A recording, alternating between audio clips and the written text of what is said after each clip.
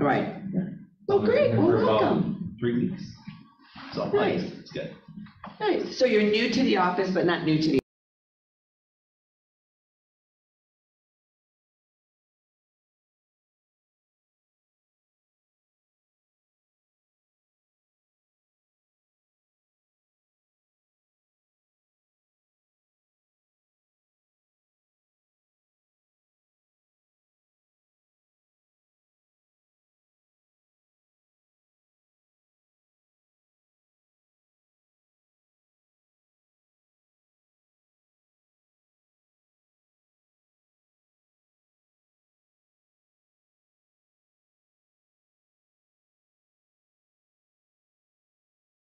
and you can take one class and we'll just make you a broker. And I'm like, I'll just take one. Yeah.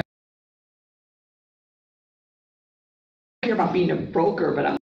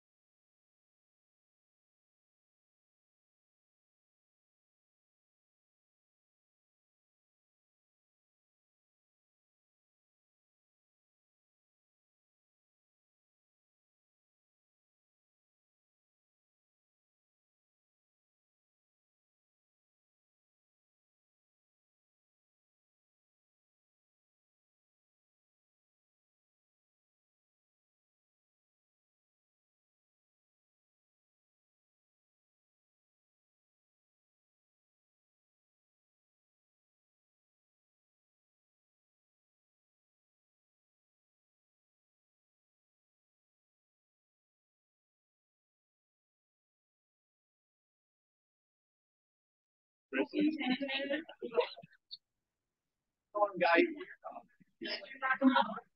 right.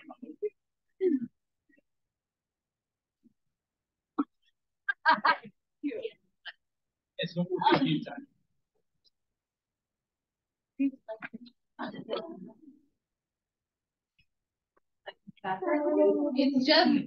random one. Oh, good day. I was gonna say good morning. I'm like, it's not really morning, it's day. And then I was gonna do it in English accent and I stopped myself. All right, guys, we're gonna get started pretty quick here before we jump in with a couple of announcements. I would love to hear some bucket fills from you all. So what is something you've seen or something somebody in your office or one of these 5 offices has done that's been encouraging or helpful to you? Give people a pat on the back. Be grateful for. I'm still riding the high from Impact, so that's Really? yeah. What do you mean by that? Just staying with like looking back through old notes and like just kind of using the old social media calendar and just yeah, just doing it. So. Awesome. That's great. Cool. What else? 1 or 2 more. Yeah, so yesterday I sent a text to these guys and I was like, oh, I'm not gonna be able to make it to the office today. I just had things pulling me in different directions with my kids and things, and I was just upset about it. And I was like, once again, I'm not getting to the office. And Chris said, yep, make sure you get that lead gen in, make sure you get it in. And I'm like, okay, yeah, you know, I'll get it in. And I still got it in yesterday. And then we were talking in accountability about how sometimes it's not the people that you actually called, but like, what do we say, the real estate gods, and you end up hearing from like someone else out of the blue. And so then I ended up getting a lead, you know, to show how to stay for different. Awesome. That's great. 1 clap for grit. Accountability. Okay. Awesome. We're going to jump into a few announcements. We do have somebody, one of the Bold coaches is going to jump on just in a second here and share a little bit about that opportunity for you guys. Then Kevin's going to join me. We're going to connect on the 2 class action lawsuits that are going to be starting up again in October. And then we're going to dive in and take a real look at your business, like an honest look at 2023. So, but Hudson Warren is one of the Bold coaches, and he's jumping on a flight in 20 minutes. So he's going to kick us off today. Hudson, welcome to the team meeting. Thank you for having me. Can you guys hear me all right? Yeah. Yes, we can. Yes. Yep. Awesome.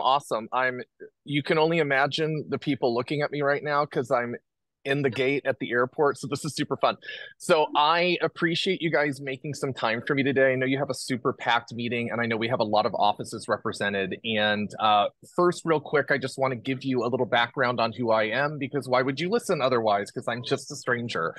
So my name is Hudson Warren. And the first thing you should know is that I still do what you do.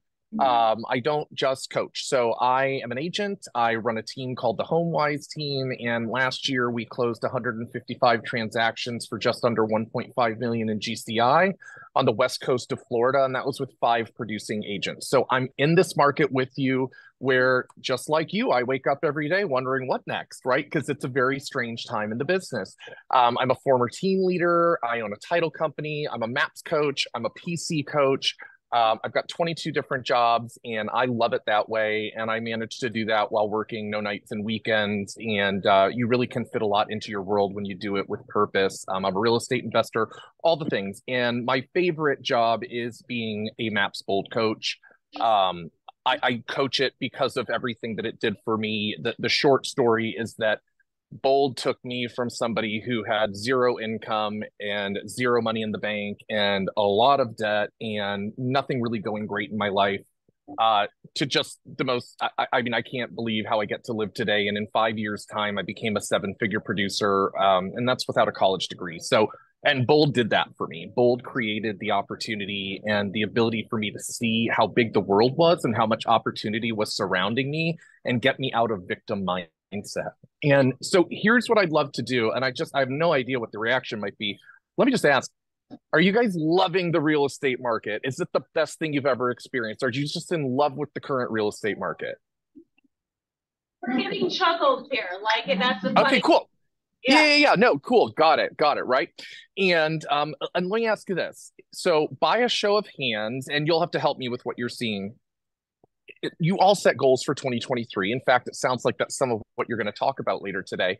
You set business goals, you set personal goals. You were excited when you set them. You're probably still excited about the idea of hitting them. So knowing where we are in the year and knowing that this is a judgment-free zone, if you are on track to hit or exceed all of your goals for 2023, would you raise your hand? 0. What do we got? None. 0. Okay, cool. That's so great. You know what? Consistency is wonderful, and you're not alone. Over 90% of this industry is down right now. Y'all realize that. Now, all of that is what it is. Would all of you agree that there are people both in your market and markets all over the country who are still on track to have their best year ever in 2023? Yes. Yeah. Cool. So my goal today is to have as many of you as possible wake up to the idea that there's no reason that doesn't also get to be you. The market is what it is. None of you have the power to change it. What we do have the power to do is take control of the way that we react to it and the things that we do on a day-to-day basis so that we don't let the market or the interest rates determine our level of income, success, happiness, enjoyment, anything, right? And that's what Bold will do for you. Now, I have a whole big dog and pony show that I normally do, and we don't have the time for that today. So here's my simple question for you. And I'm going to ask you just like for a second, you know, if everybody, I know this is weird, everybody in the room, everybody on Zoom, do me a big favor and get weird with me for just a minute. And I want you to make a fist. Like just hold your hand out and make a fist. I know it's weird. I can see you though, and your leadership can see you. So just hold that fist for a little bit. Hold that fist for a little bit and let it go. Let it go. Go ahead and open up that hand. It feels better once you let go of that tension, doesn't it? So I'm going to ask for you just for in this minute to be open-minded with me and with yourself, more importantly. If you're not on track to hit your goals, I imagine that's not your favorite thing in the world.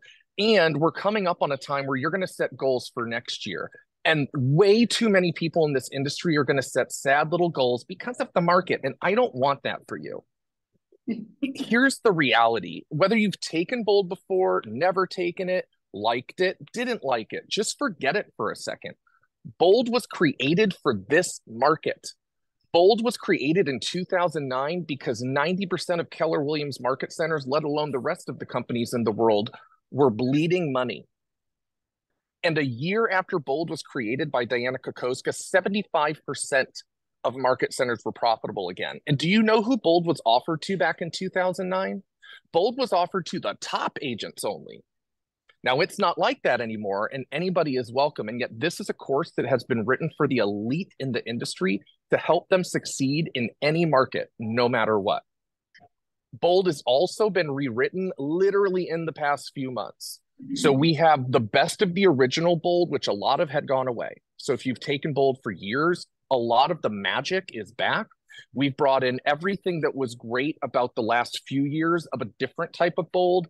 And then right down the middle, we've brought in the glue, which is market of the moment material.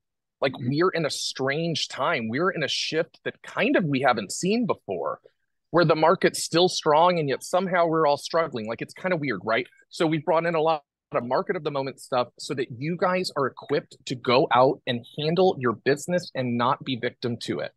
So we focus on mindset and we focus on action because those are the only two things that we have control over. And if you go back to the last question I had asked about, are there people who are still going to have their best year? Guess what? That's what they're focused on. I promise you that. It's not because they're smarter. It's not because they have more experience. It's not because they have more money. It's none of that. It's because they don't wake up obsessed about the market and what the rates are doing.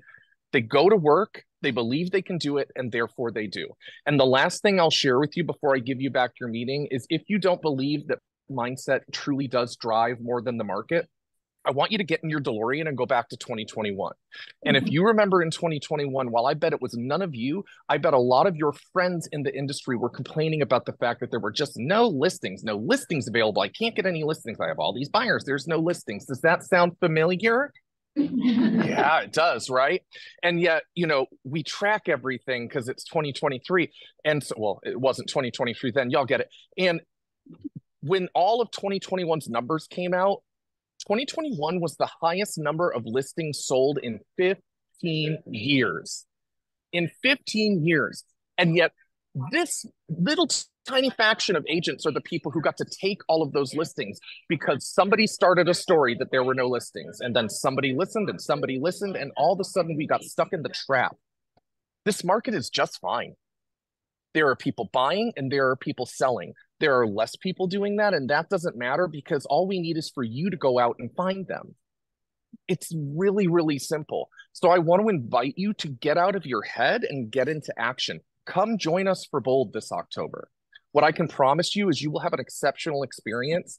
I am 100% passion and I go all in. I'm your person the minute you register for that class. I got your back before we start. You can reach out to me anytime. I got your back in between classes, and I will fight with you to ensure that you get to have everything that you want in the fourth quarter of this year and launch into 2024 like a rocket.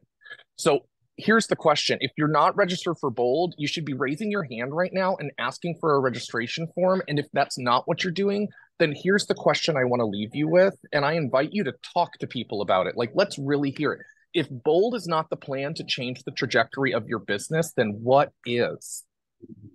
And if you don't have a great answer to that, then you should still sign up. If you do have a great answer to that, then we would love to have you, or don't. Like, that's okay.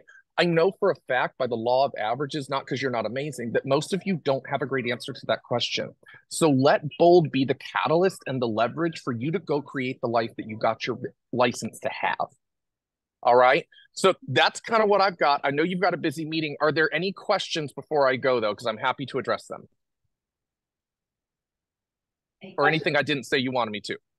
I'm going to share information about dates and all of that. So we've got that up. Yep. Wonderful. So here's my challenge, because you've got all these wonderful, beautiful people here.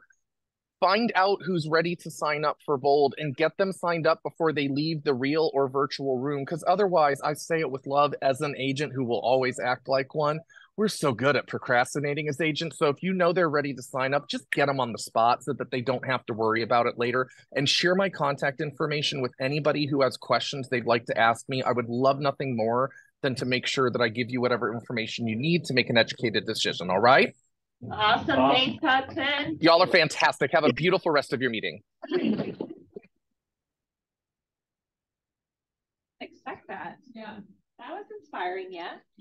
I liked his take on things. So, Bethany, do we have the information there? How many of you are inclined to sign up for Bold? You're signed up for the first step? Okay. So there's I believe it's 8 weeks, and there's some breaks in between in there. Step 1 is October 11th. Step 1 is free.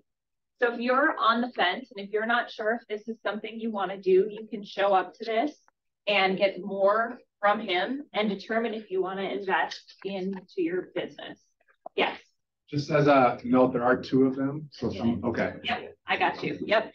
So we've got 2 because there's 2 locations and there are 2 different coaches. We don't have this from the other coach. So I'm not necessarily saying this is the one you should do. You can choose between 2 different ones if you would like. The coach does matter. So I would do just a little bit of looking into that other coach, or maybe go to that first step and make sure that you're in alignment with that. So this first step, this is in Fridley. Is that right? Yep. Okay. Okay. So it's in Fridley from 9 to 2:30 in the first step. And then if anybody wants to take, we'll send out these slides too. So you can register for the first step here, or if you want to register for the full Bold, you can do that. And here are the dates. So that's every Wednesday. Yep. And then the second Bold option is on Mondays in Apple Valley. And so they're still working on a location. No, they have a location. I apologize. I didn't update the slide. It's at the Rosemount Community Center. Okay. So that will be every Monday. First step for that one is the same week, October 9th. And the cost to this, the cost isn't on here, is it? $7.99. $7.99 for the full Bold. Okay. So I like to say investment instead of cost. it is an investment into your business. And if you go all in on it, it should have a great ROI on that. Well, I'm just curious. I mean, if you got one piece of business, would you get $7.99 for that piece of business? I'm gonna say yes, most likely, right? Probably 5 times that or more. Yeah. Bold was one of the things for me, I could say, when I was selling that set me on the trajectory to do 20 contacts a day, which took about an hour a day, which led me to, in 18 months, about 250 GTI. I wasn't the smartest. I did the things, and I had the accountability and the resources, and like he said, the mindset. So I would definitely consider it. And if you're on the fence, go to the first step. You have nothing to lose on that. That'd be my suggestion. I also didn't realize how well this would tie into what I'm going to come back to later. So it's a little serendipitous. So it'll be great. Any other announcements? There are, but before we go to the next announcement, if you want to, Andrea is here, and there is a luxury event tonight. Yeah, do we have a slide? Remember, I don't think It should be in the. I don't have it in here. I'm sorry. Okay. So Andrea is part of, she's one of the community chairs for our luxury community. You're volunteering a lot of time to put these up, networking events together. So go ahead and you can share with So our community is doing a quarterly event. We got one tonight. There's still, I think, 5 or 6 spots left available. We are doing a free, I know everybody's familiar with Parade of Homes, right? You can tour the homes. This year they have 5 new construction dream homes and 1 fully remodeled dream home. And that's the one that we're touring today. So it's usually $5 entry fee to get in. You get to see it before it goes this weekend. You get to see it at your leisure. You get to have cocktails, small bites, from 3 to 5 today. And then should we direct everybody to peak of the week? Yeah, if you want to register today, contact your front desk. They all have the link for you. Yeah. If you just want to show up, that's great too. Again, we have several spots left available. There will be networking with other luxury agents. And we like to say it's luxury or aspiring luxury. So we'd love to see anybody that has the desire. I know you signed up. Thank you for that. Yeah, so we're just really excited to have everybody through. It's a beautiful space. It was designed by a local designer, a local contractor, and it's just a really beautiful spot for social media content as well. So good time. Thank you. Thank you. Business Planning Clinic. This is sort of, I would say, in tandem with the idea of Bold. That's October 4th, and you'll hear me talk about this at the end of the class. Everyone should be doing this. You should all be putting together a business plan for 2024. You are business owners. Business owners have business plans. So I'll talk about this more later. This is definitely something I would sign up for, and we'll tie into why that's important. We're doing a collective holiday party with all of us this year. So we want to make sure you guys have this on your calendar, save the date. You can register. This helps us. We're planning for food. We're going to have a roaming magician. We're going to have a live jazz quartet. It's going to be cocktail attire, really good food, like enough where you can have drinks and still walk out of there because you have enough food in you. It was a great description of the food. Yeah, great description. Like grapes and a cracker. I'm going to die tonight. Good food. What else am I missing, Bethany? Anything else in that? Cash bar. Okay, great time. Get it on your calendar. Bring a +1. +1. No kids or dogs, Kami. Can't bring your dog to this one. Okay. Maybe. I got a nudge from a few of you to start a women's community within the collective. So we're launching She Speaks, which is a collective podcast club. So think of book club, but only podcasts. So I'm going to send out the week of, which will be this coming Monday, the podcast we're listening to. It'll be between 30 and 60 minutes. You listen to that and just show up. And then we'll have conversation and time to connect, which I'm really excited about. So that's every first Thursday at 1 o'clock at the Edina Mart. Is that Zoom also, or no? That's going to be just in person. You want to, like, get cozy. Okay. That's it? That's it? I'm also teaching a class tomorrow called Hustle and Be Happy at the Edina Loop. Oh, no, here, I think. Right here. I'm excited about that one. So if you want to talk about success and happiness and how you can do both, I'm going to be diving into that in a real practical way. Okay, Kevin. Come on up. Thank you, Kevin. Okay, so I'm not a lawyer, and when it comes to talking about legal things, I'm I'm like, I'm not the person. So Matt Brady is on Zoom. He was going to be here, and Claire Weeda asked all the brokers to show up and like talk about this thing. And Claire's out of town. Matt has COVID. We're so sorry. He's on here. I saw his face. He is on here. Maybe we can make him our big screen. Yeah. I think you made it up. Christy Kimbrell was going to be here because she's really been diving into this, and she got super sick. And I was like, Kevin, I'm going to have to pivot. I can't do this. He said, I got you. So thank you. Fun stuff. Hey, how many of you are aware of a big settlement that Remax just had? Right? That's one of the Inman stories, or who else had that? Anywhere. Do you guys know what I mean when I say Anywhere? Do you guys know what that is? Anywhere is the big company of Coldwell Banker, Sotheby's, Better Homes and Gardens. All of them are Anywhere. That's one company that they're under. Did you guys know that? Did you know that? Everything. And they had settlements with this case. That the case has to do with an antitrust law. So there are laws in our country that are created to. By the way, I got to start with, I am not a lawyer, right? So this is not legal. And I think a lot of us want some answers that we do not yet know because the courts haven't yet decided. Jen, I think you said the date. October 16th is when everything is going to kick off. So what happened is there are two big cases that settle around this antitrust. There's two things I wanted to say before we go any further. One, what you may not have heard, and I know the collective, Jen and Jake, are going to make this, and the TLs and the brokers are trying to put something together that says this, but KW also just had a big payout of $40 million, and that's because of the TCPA, which means stop calling people that are on your do not call list. Don't do it, because if you do it, you're putting the brokerage, this whole group, at risk. I don't know if Jake will say this, or if he would, but he's not here, so I guess. We are recording this, aren't we? Yeah, that's okay. It's not that. But Gary said to the ownership and the leadership, look, I've already paid this. I'm paying this $40 million. The next are on you. And so as brokers, it is our job to tell you, stop doing it. Don't make excuses. Don't say, well, if I only called people that weren't on the list, then I won't be able to call anyone. Oh, well, that's what it is. Stop doing it. Okay.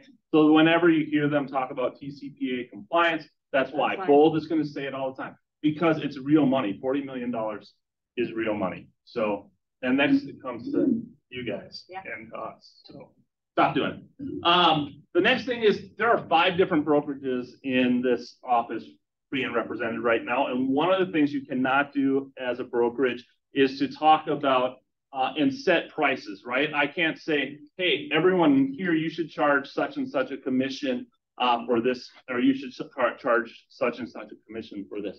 We've learned that in real estate school, you can't do that. So today, even as you look at things, if you have numbers or whatever, just make it up. These are not numbers for us because every real estate commission is what? It starts with an N?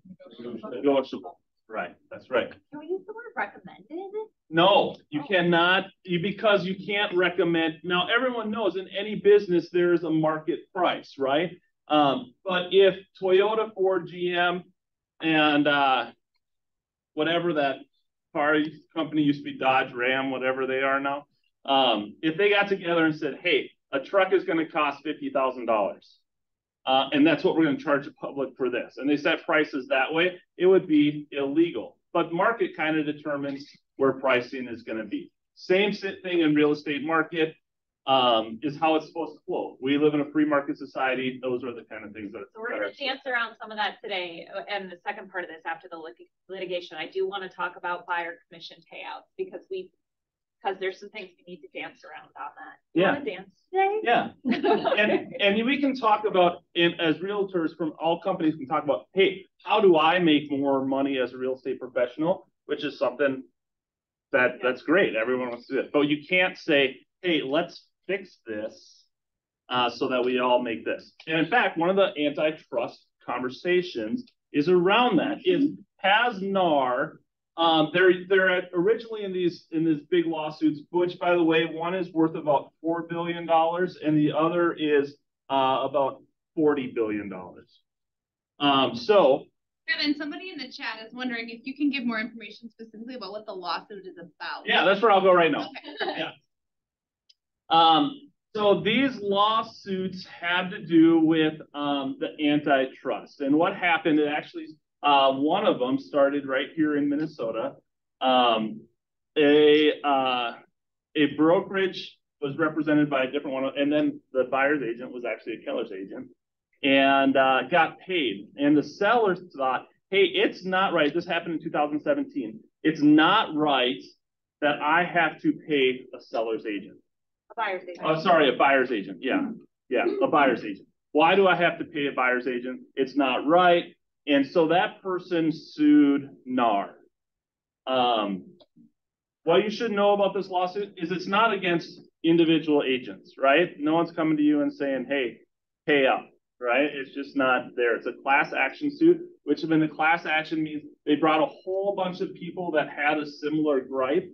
And out of Illinois, Missouri, which really becomes a national case, they're going with a class action lawsuit. And the class action is against NAR and the four biggest, of which now there are two remaining. There are Keller Williams, and then there's the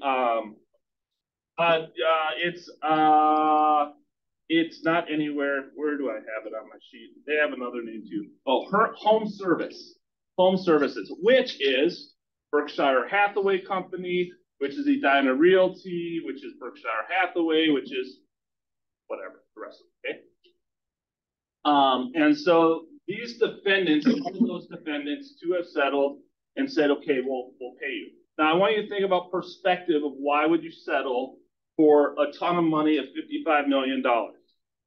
You take $44 billion and say I can settle for $55 million. That's a huge difference, right?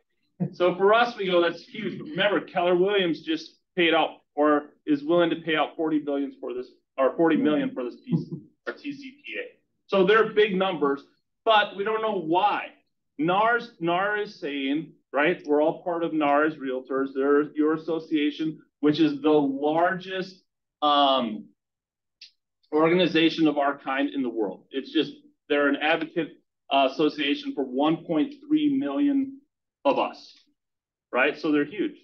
And they're saying, wait a minute, although many of our MLSs require us to offer a commission to a buyer's agent, right? When you guys fill yours out, you put such and such a percent will go to a buyer's agent, such and such will go to a facilitator, such and such, all those different things. And what the plaintiffs are arguing is that by doing that, you are setting what the market is, and you're controlling that, violating the trust law. Lots of people have been harmed from it. Because of that, it costs a lot more to sell a house than it should. All those different things. That's one side of the argument. We get that side of the argument, or what they're saying. NAR and the other side, by the way, Home Services and KW are staying very quiet in this. Not that they're not working a ton in whatever, but if we were to call KW and say, hey, give us some resources, their answer would be, not yet, right? And there's reasons for that. Whenever you're in a legal case, to hold stuff and to go through, not yet is often the best. However, NAR just did say, or they took some things down, and in lawsuits, you often get a bunch of things and then they start to reduce it. And they just reduced it last Monday to this one thing. And NAR said, hey, we understand that this is really the heart of the issue, is the Sherman antitrust law, and this is what we're going at.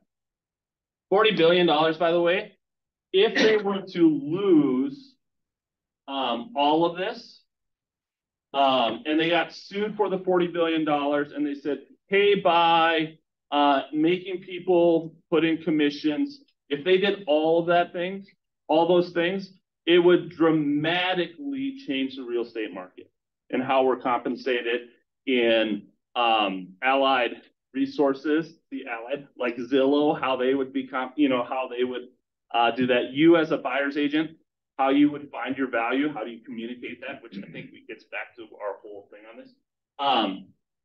That would be a big thing. And the National Association of Realtors, that's a ton of money. It could put them out. Like, we just can't afford that. They're not a things to do. But they're saying, their side of the argument is, hey, actually, by doing this, we are a consumer organization. We are helping the consumer. Data after data says that although it may cost you to sell your home, right? There's a cost when you pay an agent, no matter what that percentage is, there's a cost to that. However, statistic after statistic after statistic will show by using a realtor, you're going to sell your home for this. Even after your costs, your net is going to be this, right? So one of their arguments is, hey, it's actually better for the consumer because of this.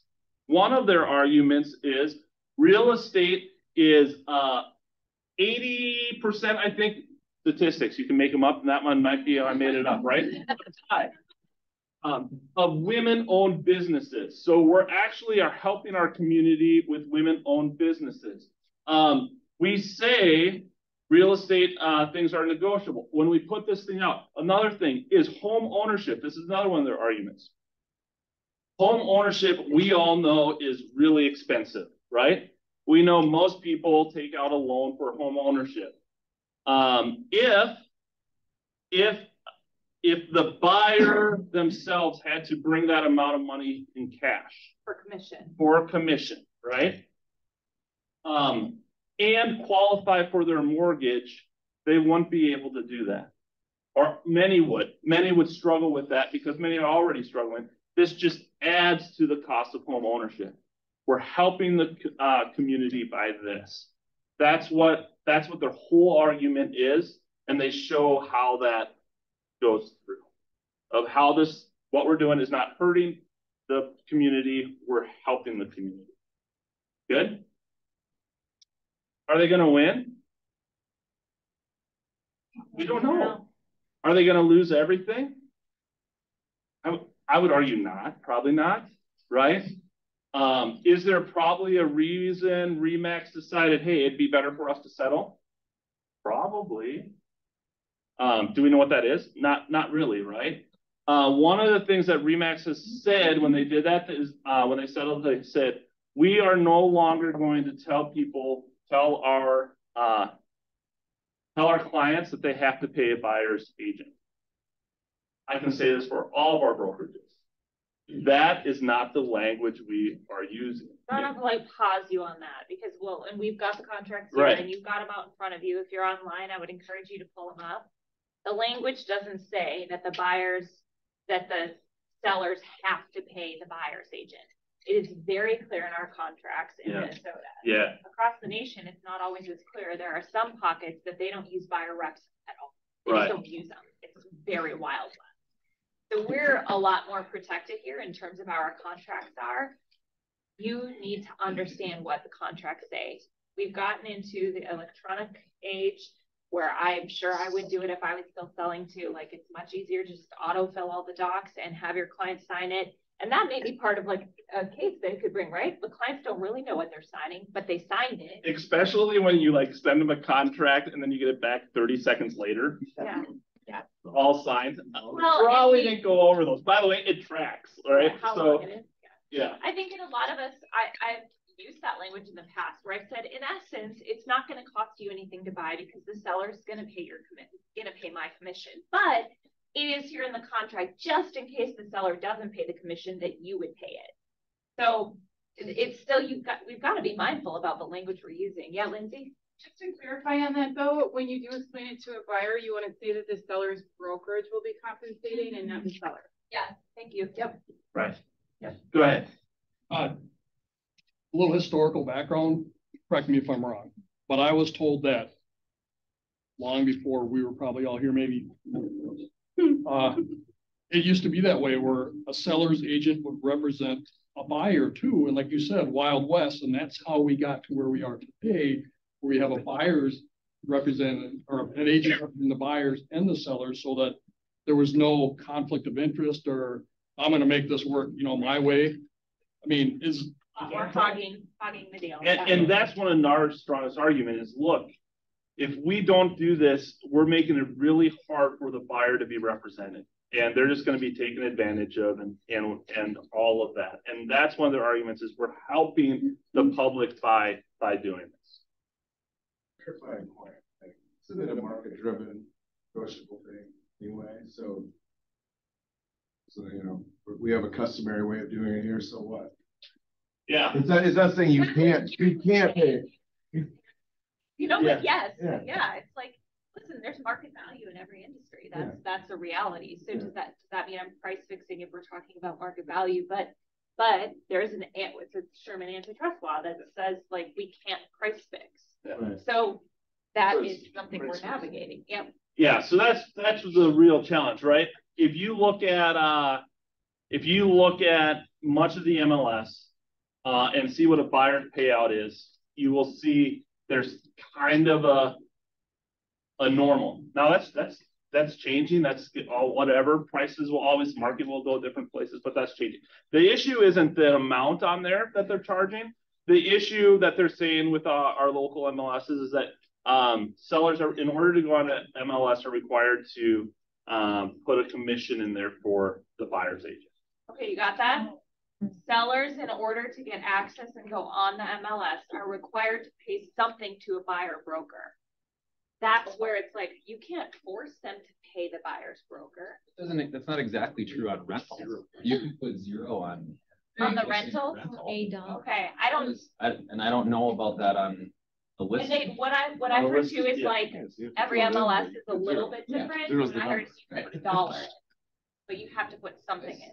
It's a NAR thing. So it's a NAR thing. They do say a NAR thing does say, hey, you have to put a compensation piece in there. And then our different MLSs. Here's one of the things. So this conversation, we all got that. We all got the like Inman thing. Most of us got the Inman thing. And like, whoa, what is this? And so then a couple people came to me and said, well, what is this? And then another person put Kami and I on the email and said, oh, what is this? And then I was like, ah. Then Christy and Kelly came in and Christy said, Kelly gave me this video or this podcast. So the podcast was shot in August. In Alabama in August, right? One of the things that we know is there's like the National Association of Realtors, and then there's the Minnesota Association of Realtors, and then there are the different MLSs within those, right? Minneapolis, sorry, SPAR is another one. And within them, they have different rules, right? On this podcast, which I thought was really funny, the person said, we never use buyer representation contracts. We just don't use them. In fact, we created one that we thought maybe we would share, but we don't want to share it yet. In Minnesota, that's not true. In Minnesota, we have forms that if you understand them, they actually say we're doing the opposite of what the plaintiffs said on that. So, like we're doing the right thing. So do we have like a minute? Yeah. Who would like to, that takes listings, would like to go to the compensation spot on your listing agreement? Each table has one. Tony. No, I got him. I got him. Awesome. Yeah, we'll wrap before that. All right, so starting in our contracts, we all have these, we all do a listing, representation, listing contract with someone. Would someone like to skip all the way down to line 115 and walk us through how you present your buyer compensation? I will pick someone in the Minnetonka office who does a lot of business, a lot of listings if no one else volunteers. All right. Will you come up here, please? Yeah. Be short. That's good. I don't. Right, you want me to sit down or? You can do it however you want. Kitchen table. Spot here.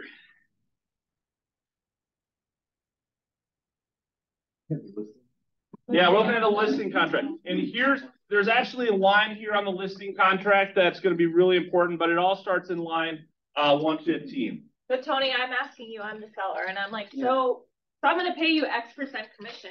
What's the breakdown of that? 6%. We pay out to. Okay, let me pause real quick again. Okay. It's an X. This is not each brokerage, by the way, your brokerage can have a standard and say what that standard needs to be for you to be an agent in their office. This is not a collective standard. This is not our standard. This is Tony making up a number like 16%. Okay? Okay, go ahead. Sometimes it's 7 and sometimes it's 6.5 and sometimes it's 5 and okay. Just sort of I mean the total commission just sort of depends on situation, quite honestly. Okay, got it. And it's sort of what is the job? Like we have one going right now where we're charging 7%. We haven't done 7%. You gotta be a little less careful. I'm a little less on your sharing what you're doing with commission. I do? Yeah. Oh. Oh, okay. I always give permission. So you're gonna charge X%, and for me, like, so that's how would you present that to a seller on how that might be broken out? Do you present that? Yeah. I always talk about the buyer side. I mean, I'm always if it's gonna be listed in MLS, it's always gonna be a 2.7% payout.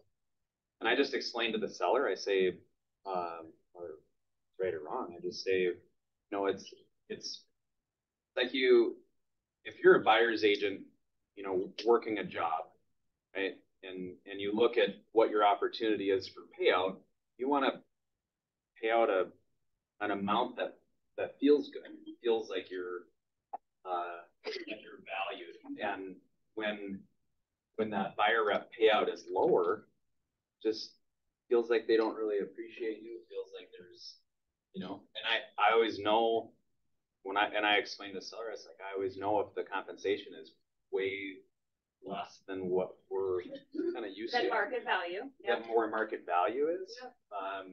I know that transaction is going to be harder because that listing agent's not as good as at the conversation. Just working through the process. Okay, I'm going to pause you on that. Do you guys catch that? If the seller is putting downward pressure on your commission as a listing agent and you go lower than market value, and then because you're going to need to get paid less, you pay less out to the buyer's agent instead, so you don't take the hit, the buyer's agent comp is taking the hit. He knows as a buyer's agent on the other side that you don't know how to negotiate your commission.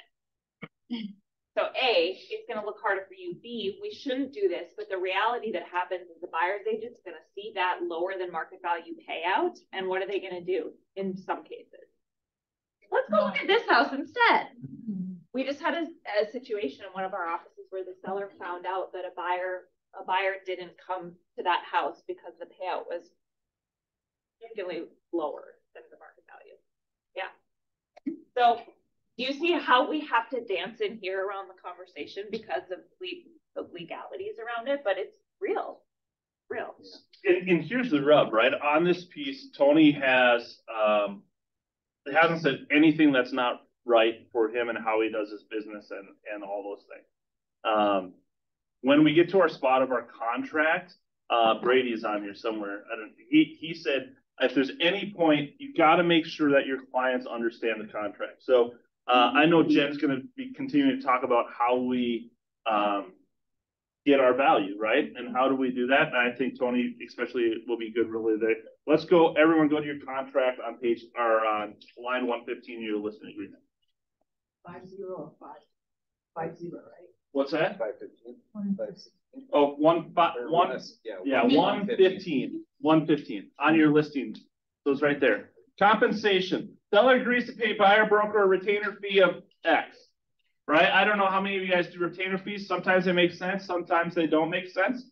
But if you're going to charge one, know what you're charging and make sure your client knows what you're charging and where does that money go. Next, at the commencement of this contract, which fees should be kept by the broker, right? So now they know where it's going, whether or not the seller sells the property, the retainer fee would apply towards satisfaction of any obligation to compensate the broker. It gets held somewhere in whatever, right? Where does that happen? Next, then, often most of us get down to this spot. Seller shall pay the broker as a broker's compensation blank percent of the selling price or a dollar amount, whatever that is, okay? Whichever is greater. If seller sells or agrees to sell a property during this term of contract, that's what you paid if we sell during this contract. The next spot. In addition, before this contract expires, brokers present a buyer who is willing.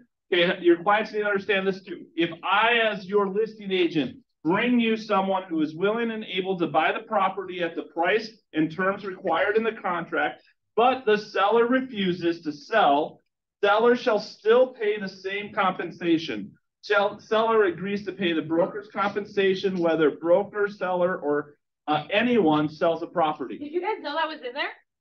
Okay. Right? So anyone, if the property sells, whether I'm involved in it or not, as long as you're listed with me under the contract, I'm due pay. Seller hereby permits broker to share part of the broker. This is, by the way, this is one of the lines you want to have on there. Seller hereby permits broker, the person they're under contract with, to share part of the broker's compensation with other real estate brokers, right? So you can take a portion. If I'm going to pay you 16%, you can take whatever you want on that and pay someone else. Agreed to between you and your client, right? And your brokerage, if your brokerage has some, including brokers representing only the buyer. Seller agrees to pay broker's compensation in full upon the happening of any of the following events: the closing of the sale, the seller's refused to close, or the seller's refusal to sell at the price and terms listed above, right? Brady has been hard on us as a collective of, hey, you can't put a TBD in on price. You have to put a price in there. Now, if you bring them an offer at that price, they don't agree to it, you can say, hey, I brought you this. I did all my work. I'm due the compensation of that piece, according to the contract. Within this number, go ahead. You cannot put a TBD. You don't have a legal contract. Is Matt? I see his picture. Matt, you shaking your head? Yes, thumbs up. You cannot put a TBD on and be compliant within our. Yeah, you need a list price and a percentage. That's right. Or a dollar. And you can always put in a change form if it's different before you go live on it. I wish you could do a range. Yeah. You can do a range? You cannot do a range, no. You know what the market. So what I do, But you can. What if it's like months? what I do is I say, you know what, we know Hey, hold up. if we were to Hey, sell. hold up. Can we do a range, broker? No. Okay, we can't do a range. We need to That have. says yes. No. Let him on. Let him on. Yeah, I'll chime in. Can everybody hear me? Yeah. Now, this is kind of the premise of everything we're talking about here today. We as agents really need to understand what it is that we're doing and what we're communicating to the consumer. We can do a range. A range is allowed. The thing with the range is the seller may say, how well do you know the property or the market if you're giving me a range? The range may be a $25,000 range on, let's say, a $500,000, $700,000 property. Okay. But the thing about this as well, and whoever said you could submit a change form, thank you for saying that, because we can change and modify our number. We have to have a price in there. And again, just be prepared. And this is, again, where the value comes in as far as you as agents. Understand your job, understand your role. Be prepared that a seller, a wise seller will say, because I've had some people say, can I do a $100,000 range? And I'm like, that's your choice. Don't expect that seller to sign the contract, because the seller is going to be a little curious as to what your knowledge base is and how well you're informed. Perfect. I agree 100%.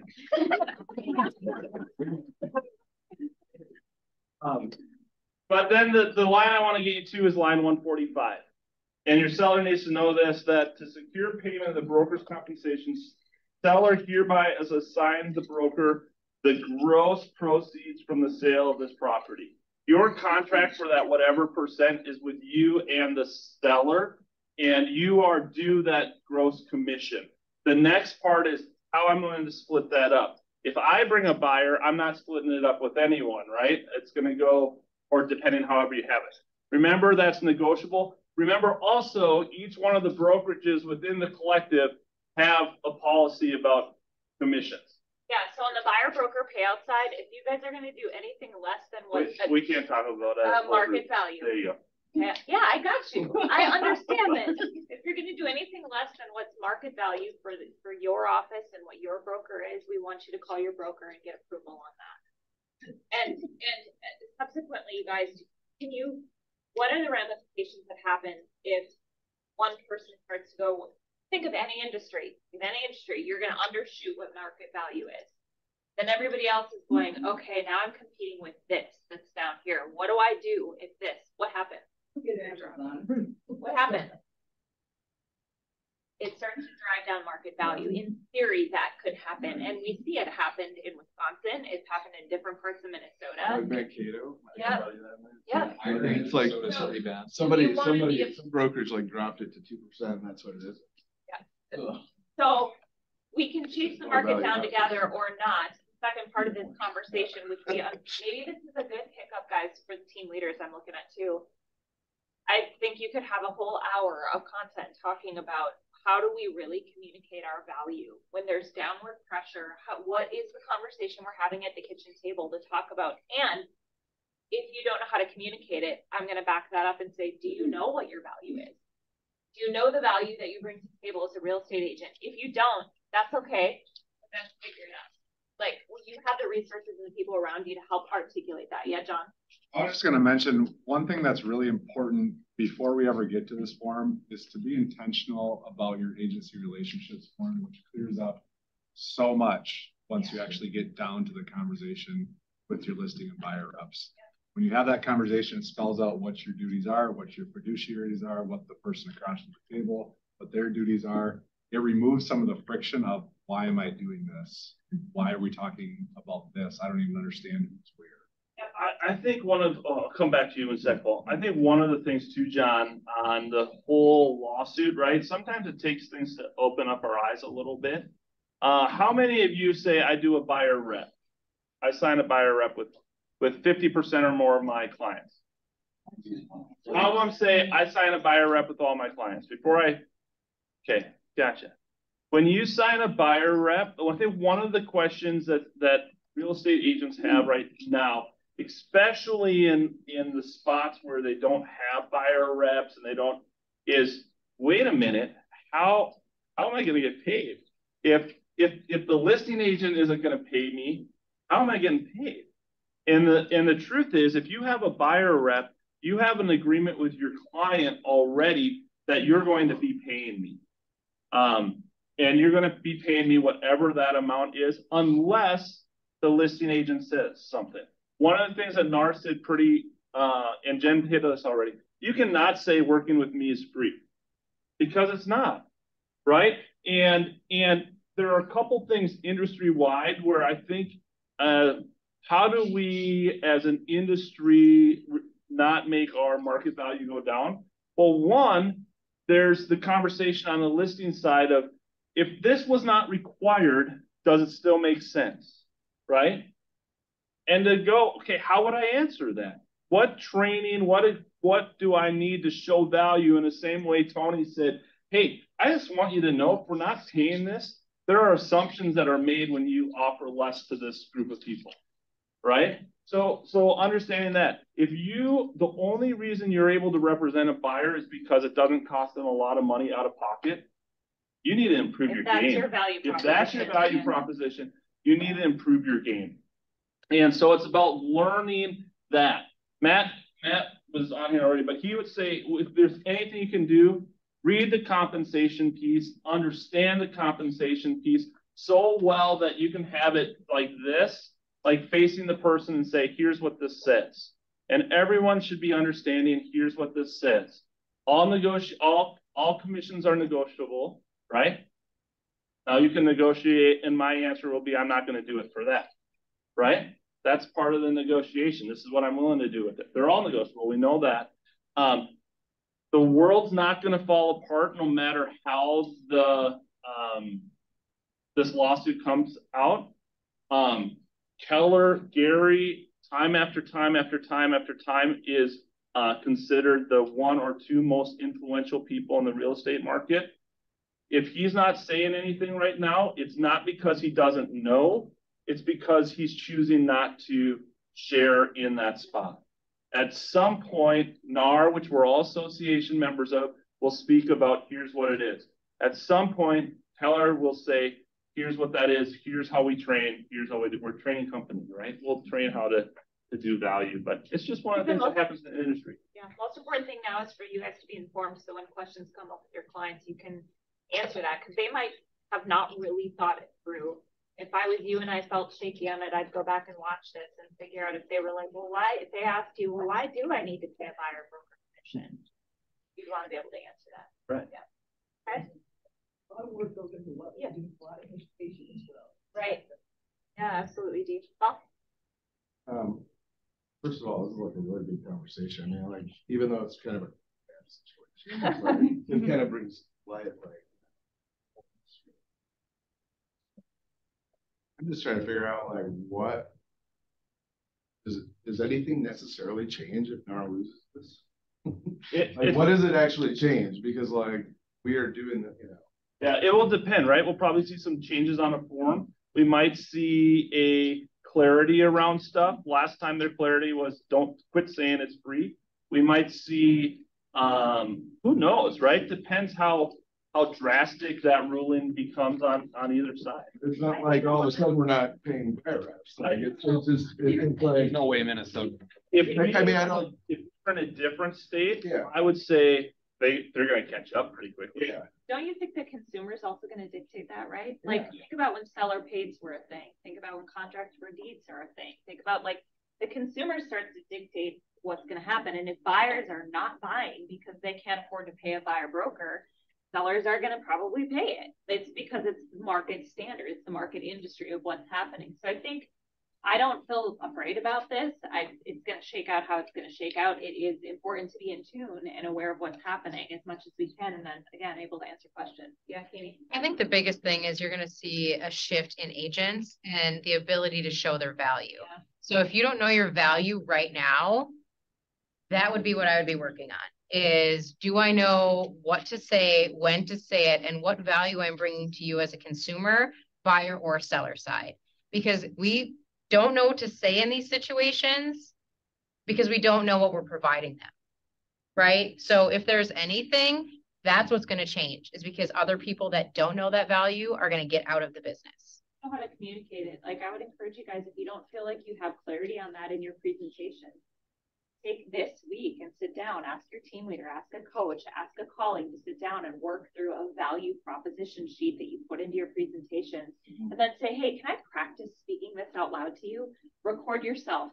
It doesn't matter that it's painful and you hate to hear your voice. Just like do it and then practice it again, because you don't want to practice at the table with the clients. It's just why not? And if you're unsure, reach out to a leader in your market center to help you craft that response when someone has an objection to something in the contract. Don't make something up and pretend you think you know what if you're not 100% solid on what message you're providing to the people in front of you, don't go with it. Make sure that it's cast iron, because it's up to us as realtors to hold ourselves to this really high standard. And I think that what's happening in our industry is we're not.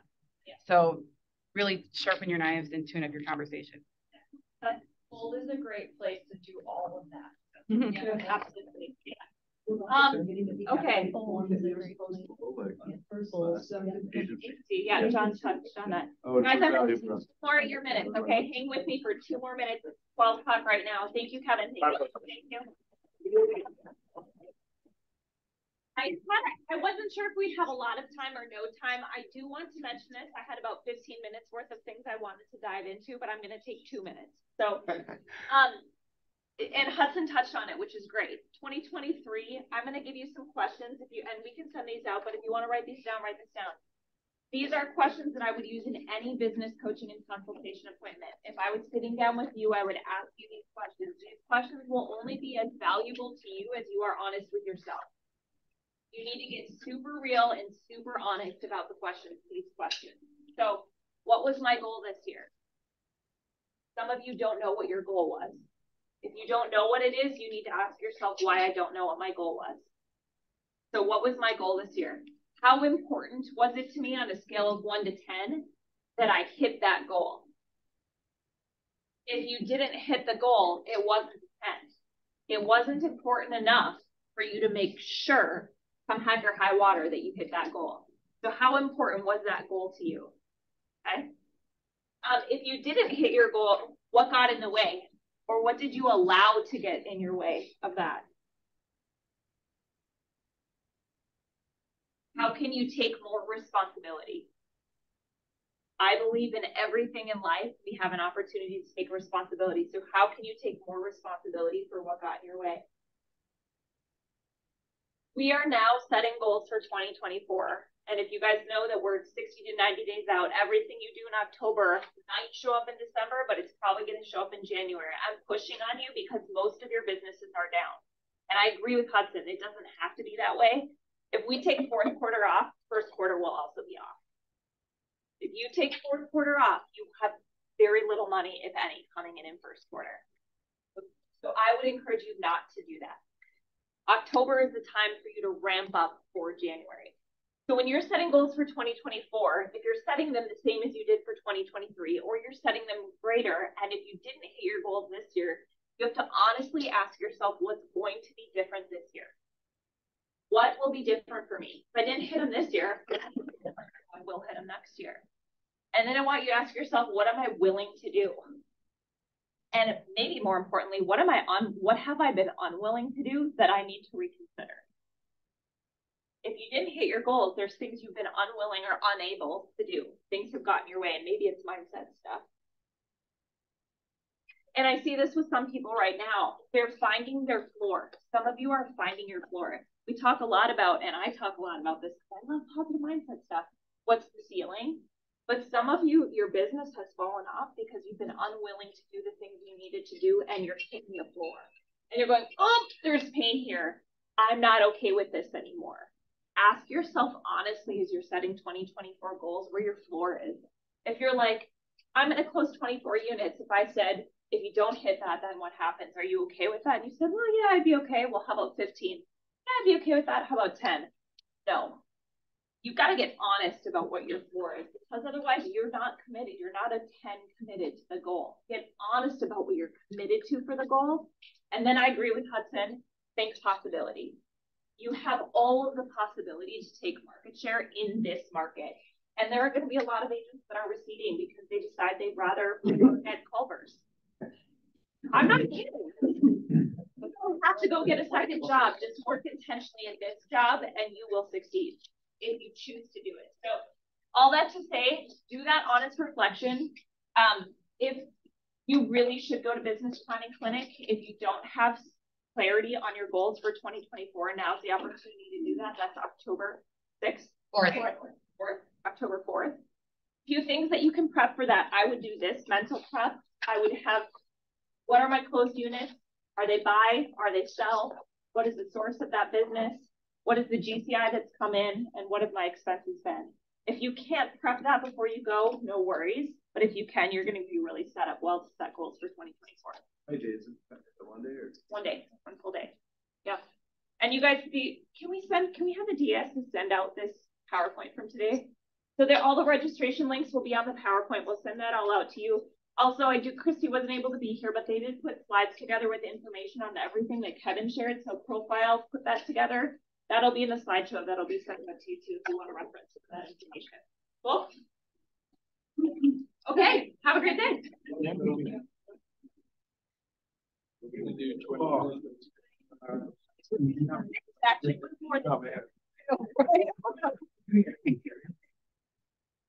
So, shuffling up.